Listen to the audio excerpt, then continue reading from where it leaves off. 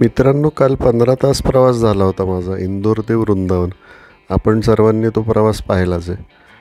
इथून पुढे मी रात्री माझ्या राहण्याची जी व्यवस्था होती त्या ठिकाणी आलो आणि त्यानंतर म्हणजे मला थोडी काही कामं होती माझी एडिटिंगची वगैरे, ते केलं आणि जेवण केल्यानंतर मी झोपी गेलो. सकाळी मात्र मी खूप उशिरा उठलो, टू बी ऑनेस्ट. आणि इथं मंदिरं कशी आहेत, ही सकाळी लवकर उघडतात, 12 किंवा 1 वाजेपर्यंत असतात. त्यानंतर ती 1 ते 4, 1 ते 5 किंवा 12 नंतर बरीच मंदिरं बंद असतात.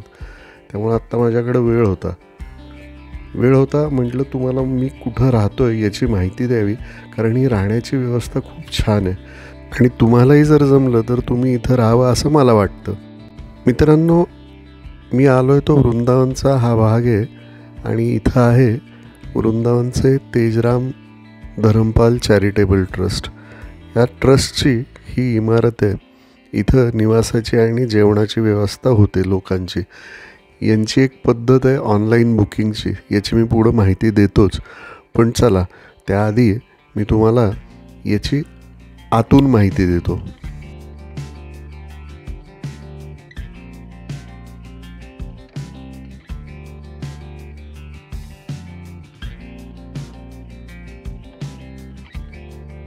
आतमध्ये आलो की समोरच रिसेप्शन आहे. इथंच सर्व धर्मशाळेचे यांचे नियम अटी जे काही आहेत ते लिहिलेलं आहे. या काउंटरवरती आपल्याला सर्व माहिती मिळतेच. सर्व payments, entry, check in checkout आपल्याला इथंच करायचं असतं. याच काउंटरच्या पाठीमागे यांचा डायनिंग एरिया आहे. बऱ्याचदा लोकांचं काय होतं, पहाटे येतात, लगेच मंदिरात जातात, दिवसभर ही मंडळी बाहेर असतात. त्यामुळं जर का तुम्ही जेवणार असाल इथं तर यांना आधी पूर्वकल्पना द्यावी लागते. तसं ते तिथं स्वयंपाकघरात सांगतात आणि मग आपल्याला तसे ते टोकन्स इश्यू करतात. म्हणजे इथलं सात्विक जेवण आहे, संपूर्ण शाकाहारी आहे.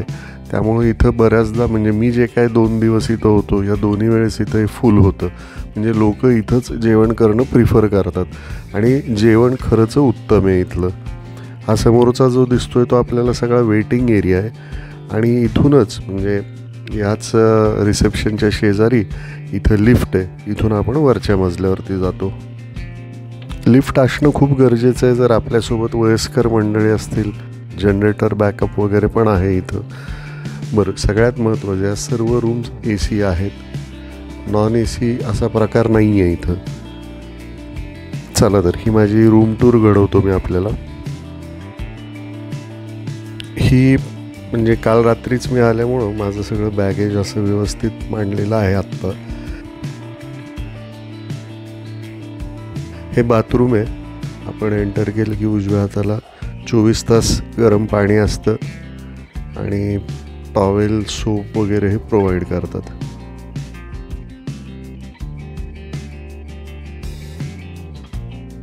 आणि ही आहे माझी खोली. हा आहे किंग साईज बेड, 2 जणांसाठी आयडियल आहे. प्लस ॲडिशनल समोर तुम्हाला एक सोफा दिलेला आहे जो मोठा आहे, जिथं अजून एक व्यक्ती असेल तुमच्यासोबत आरामात झोपू शकता. TV आहे, फोन आहे, AC आहे, प्लस एक कॉफी मेकर दिलेला आहे तुम्हाला. बिस्किट्स, कप्स सगळं दिलेलं असतं. त्याचसोबत एक रेफ्रिजरेटर आहे, छोटा फ्रीज आहे, त्याचाही आपण वापर करू शकतो. व्यवस्था खूप छान आहे. बॅग, म्हणजे लॅपटॉप बॅग आणि एक ठेवायला असं केलेलं. Everything is beautiful, no complaints. मित्रांनो, मी जिथं राहतो आहे तिथं साधारण 12च्या आतमध्येच आपल्याला जेवणाचं सांगायचं असतं. त्यानंतर ते ऑर्डर घेत नाहीत. त्यामुळं मी आता 2 वाजले होते, बाहेर निघालो. म्हटलं हॉटेलातच जेवण करू आणि मग तिथून पुढं मंदिरात जाऊ. और ये मंदिर किस तरह है? मंदिर यहाँ से 200 मीटर अंदर बाकी है। 200 मीटर। 200 मीटर. वो सामने दिख रहा है वो? उसके आगे जाने के लिए. हे आहे इथलं साधं जेवण, थाळी म्हणतो ना आपण, तरी एकदम साधी थाळी आहे आणि अशी आहे. राधे राधे. आपल्याकडं वडा आहे ना, वड्याच्या आकाराचा आहे. माझं जेवण झालं आणि त्यानंतर मी पहिला आलो निधिवनला, कारण मंदिर अजून उघडायचं होतं. तर मला सुचवलं होतं की तुम्ही आधी इथं या, निधिवनला जाऊन या, निधिवनचं दर्शन घ्या आणि मग तिथून तुम्ही निघेपर्यंत 5:30 होतील आणि मग त्यानंतर मंदिरही उघडलेलं असेल.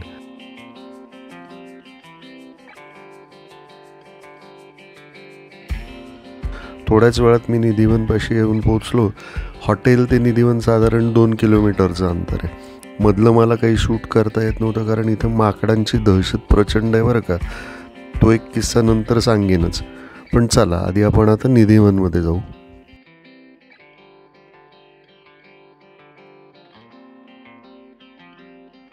वृंदावन, वृंदा म्हणजे तुळस आणि वन, तुळशीचं हे वन.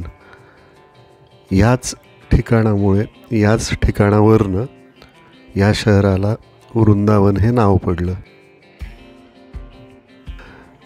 असंही सांगतात की पूर्वी 10 एकरपेक्षा मोठ्या क्षेत्रात हे वृंदावन होतं. या जागेचं महात्म्य असं आहे की आजही इथं मान्यता आहे की रोज रात्री साक्षात श्रीकृष्ण राधेसोबत आणि गोपिकांसोबत इथं रासलीला खेळतात. आणि ही जी तुळशीचे वृक्ष आहेत हे रात्री गोपिकांचं रूप धारण करतात, अशी इथली मान्यता आहे. याच निधिवनात हे ललिता कुंड आहे. हे ललिता कुंड श्रीकृष्णानं आपल्या बासुरीनं खोदून जमीन खोदून हे तयार केलं, अशी इथली एक कथा आहे. कथा अशी आहे की जेव्हा इथं एके रात्री रासलीला खेळत असताना श्रीकृष्णासोबत राधा आणि गोपिका होत्या आणि त्यातल्या 2 गोपिका होत्या ललिता आणि विशाखा. त्या दोघींना तहान लागली म्हणून त्या यमुनेच्या दिशेनं जायला लागल्या पाणी पिण्यासाठी. तेव्हा राधेनं त्यांना थांबवलं आणि इतक्या रात्री तुम्ही आता यमुनेला उठवू नका, मी तुमच्यासाठी कृष्णाला पाण्याची व्यवस्था करायला सांगते असं सांगितलं. आणि मग त्यांनी श्रीकृष्णाला विनंती केली की आम्हाला तहान लागली, पाण्याची व्यवस्था करा. आणि त्या क्षणी मग श्रीकृष्णानं त्याच्या बासरीनं इथली जमीन खोदली आणि मग हे कुंड तयार केलं. ललिता कुंडवरून पुढे आलो की आपण येतो ते या मंदिरात. हे मंदिर आहे संत हरिदासांचं. संत हरिदास ज्यांनी याच ठिकाणी 12.5 वर्ष श्रीकृष्णाची आराधना केली. त्यांना 12.5 वर्षानंतर श्रीकृष्णांनी इथं दृष्टांत दिला आणि ही जी जागा आहे याच ठिकाणी त्यांना 2 मूर्त्याही मिळाल्या, म्हणजे उत्खनन केलं गेलं आणि मग त्याच ठिकाणी जिथं ते तपाला बसले होते ती खोदली, तर तिथं खाली 2 मूर्त्या मिळाल्या. यातील एक मूर्ती होती वृंदावन बिहारी आणि दुसरी मूर्ती होती ती बाकी बिहारी.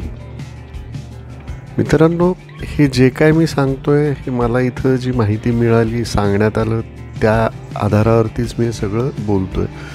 आपल्याला या व्यतिरिक्त किंवा वेगळी जर का काही माहिती असेल किंवा मी जर काही सांगताना काही चुकीचं सांगत असेल तर प्लीज मला कमेंटमध्ये आपण तसं मार्गदर्शन करावं.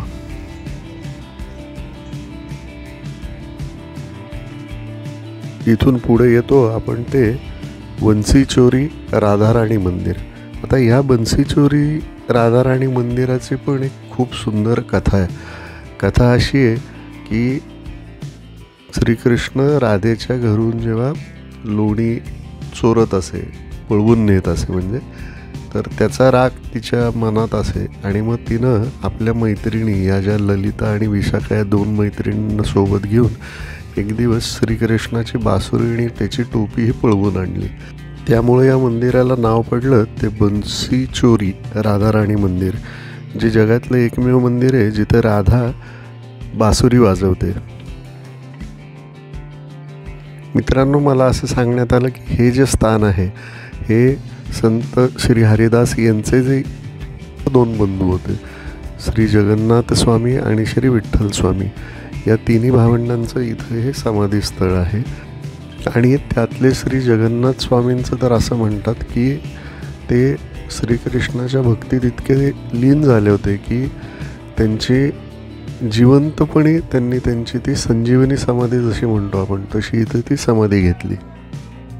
मित्रांनो, निधिवनमधनं मग मी निघालो ते पुढं 2 किलोमीटर चालत आलो ते बाके बिहारी मंदिरात. संध्याकाळ असल्यामुळे आत्ता मी कॅमेरा बाहेर काढू शकत होतो, नाहीतर दिवसा इथं तुम्ही कॅमेरा, मोबाईल म्हणजे गॉगल, टोपी हे काही वापरू शकत नाही, कारण माकडं ती हिसकावून घेऊन जातात. आणि हे मी खूप घटना माझ्या समोर बघितल्या होत्या. आता मी तुम्हाला या गर्दीचा एक अंदाज यावा म्हणून हे दाखवतो आहे. आणि अशाच एका गर्दीच्या लोंढ्यात मी पण मंदिरात येऊन पोचलो. समोर जे आपण पाहतोय तिथं श्री बाके बिहारी विराजमान आहेत. इथं दर 15 मिनिटांनी श्री बाके बिहारींना पडद्यात म्हणजे झाकलं जातं. त्याची पण एक कथा आहे. इथं बराच वेळ घालवल्यानंतर श्री बाके बिहारीचं छान दर्शन झालं. आणि जसं या गर्दीच्या म्हणजे लोंढ्यातनं आत आलो होतो तसंच या लोंढ्यातून बाहेर कधी आलो हे कळलंही नाही. एक 15-20 मिनटात वृंदावनच्या गल्ल्यांमधनं फिरवत रिक्षावाल्यानं मला इथं आणून सोडलं. हे आहे वृंदावनचं प्रसिद्ध असं इस्कॉन मंदिर. याला इस्कॉनचं बलराम मंदिर असंही म्हणतात.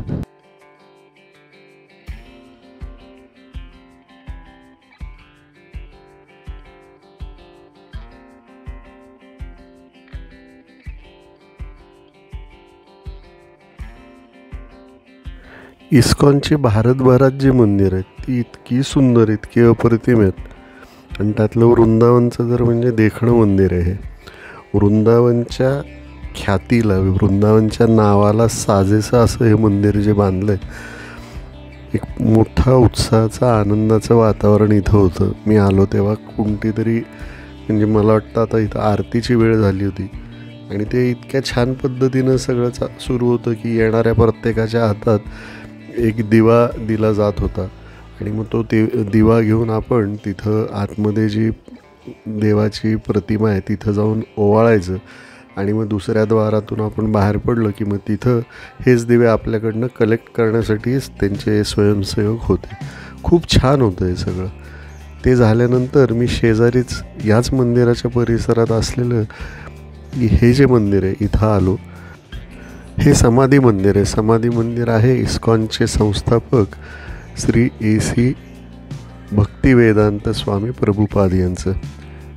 यांनाच जगभरात इस्कॉनचे प्रभुपाद, स्वामी प्रभुपाद या नावानं ओळखलं जातं. प्रभुपाद यांचा जन्म झाला होता कलकत्त्यामध्ये 1896मध्ये. 1966मध्ये त्यांनी न्यूयॉर्क शहरात इस्कॉन म्हणजेच international society for Krishna consciousness community या संस्थेची स्थापना केली. कृष्ण हाच परम ईश्वर आहे आणि तोच या पृथ्वीचा उगमस्थान आहे. ह्या विचारांना त्यांनी संपूर्ण जगभर प्रचार आणि प्रसार केला. यामुळेच आपल्याला इस्कॉनच्या भाविकांमध्ये बरेच भाविक हे परदेशी नागरिक दिसतात. त्याचं कारणच आहे कारण इस्कॉनचा प्रचार प्रसार हा परदेशात खूप जास्त झाला होता. इस्कॉन मंदिरातलं दर्शन झालं आणि मी पुढे निघालो. मग मी निघालो ते ह्या प्रेम मंदिरात जाण्यासाठी. प्रेम मंदिर राधाकृष्णाला समर्पित, सीतारामला समर्पित असलेलं हे मंदिर जगद्गुरू कृपाळूजी महाराज यांनी स्थापन केलं. 55 एकर जागा अशा भव्य प्रशस्त जागेत या मंदिराची निर्मिती सुरू झाली. ती 2001मध्ये. हे मंदिर पूर्ण व्हायला तब्बल 11 वर्ष लागली. 2012मध्ये हे मंदिर पूर्ण तयार झालं. हे तयार होण्यासाठी साधारण उत्तर प्रदेश आणि राजस्थानातनं असे मिळून 1000 कामगारांनी इथं काम केलं आहे. इटालियन मार्बलचा वापर करून हे मंदिर उभारलेलं आहे. मंदिरच्या सभोवताली तो जो भाग आहे तिथं खूप उत्तम देखावे, हलते देखावे केलेले आहेत. आणि ते श्रीकृष्णाच्या जीवनावरचे जे जीवनातले काही प्रसंग आहेत, ठळक महत्त्वाचे जे प्रसंग आहेत त्या प्रसंगांचे हलते देखावे. त्यातलाच हा एक आहे, तो श्रीकृष्ण कालिया मर्दनाचा वध करतानाचा.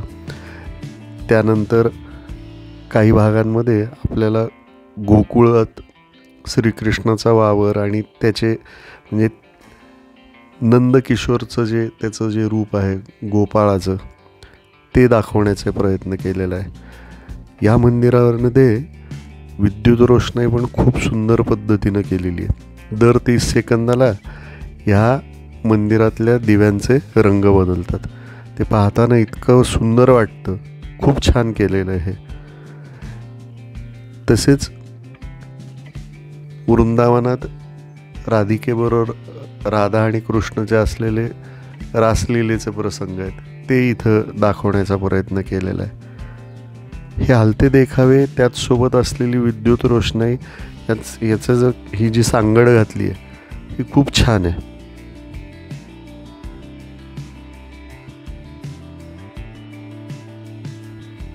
याच ट्रस्टचं आणखीन एक मंदिर आहे, तेही खूप सुंदर आहे आणि ते आहे मथुरेपासून एक 25-40 किलोमीटरवरती बरसाना म्हणून जे गाव आहे, तिथं कीर्ती मंदिर आहे.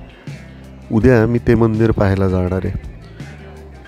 रात्री हे विद्युत रोषणाईमुळं उठून दिसणारं हे मंदिर अप्रतिमच आहे. पण मला बऱ्याच जणांनी सांगितलं की तुम्ही दिवसा पण येऊन जावा, इथं दिवसा बघा.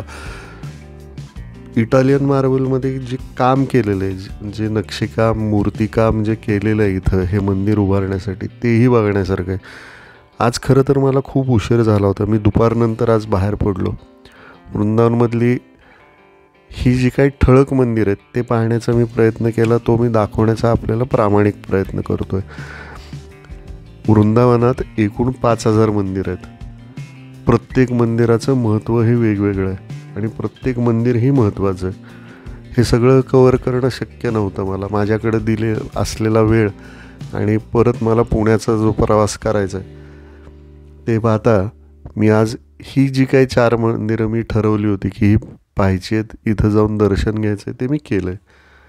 ह्याच मंदिर परिसरात श्रीकृष्णाचे जे हलते देखावेत ते म्हणजे डोळ्याचं पारणं फिरतं. काही ठिकाणी तर आपल्याला राधा श्रीकृष्ण एकत्र बसलेत पाळण्यावरती किंवा बागेत बसलेत, हे जे काही चित्र त्यांनी तयार केलेत ना, हे इतके सुंदर आहेत.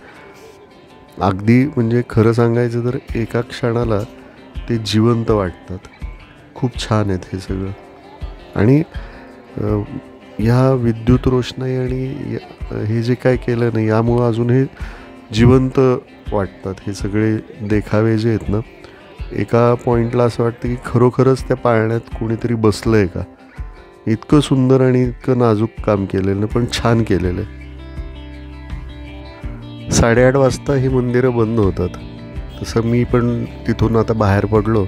आता पुन्हा निघालो आहे ते माझ्या राहण्याच्या ठिकाणी. तर मंडळी, असा होता माझा आजचा प्रवास, हा वृंदावनमधला. आपल्याला जर माझा हा प्रवास आवडला असेल तर माझ्या या चॅनलला लाईक करा, शेअर करा, सबस्क्राईब करा आणि लवकरच भेटूया उद्याच्या पुढच्या प्रवासात. Till then, good night, bye bye.